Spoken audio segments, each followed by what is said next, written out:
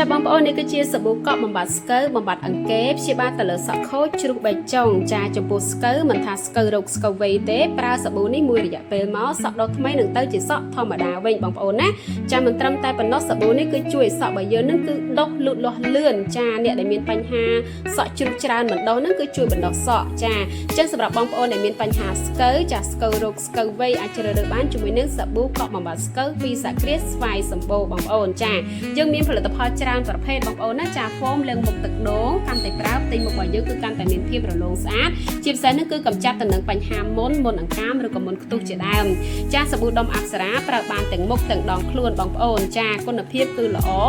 ហើយក្មេងក៏អាចប្រើបានដែរជាមួយនឹងថ្នាំដុសធ្មេញអប្សរាកាន់តែប្រើគឺធ្មេញកាន់តែរឹងមាំណាចាជាមួយនឹងថ្នាំដុសធ្មេញនេះគឺប្រើបានទាំងចាស់ទាំងក្មេងចាសាប៊ូដុសខ្លួនអំពិលក៏ដូចជាសាប៊ូកក់សាអប្សរាបំផាអង្គរកាន់តែប្រើសក់កាន់តែមានភាពរលោងស្អាតបែបធម្មជាតិបងប្អូនចាអញ្ចឹងសាគ្រារបស់យើងគឺផលិតបានផលិតផលច្រើនប្រភេទមែនតើបងប្អូនចាប់អារម្មណ៍ប្រភេទណាមួយអាចតាក់ទងចាយកទៅលក់បន្តឬក៏យកទៅប្រើប្រាស់បានចាសូមអរគុណ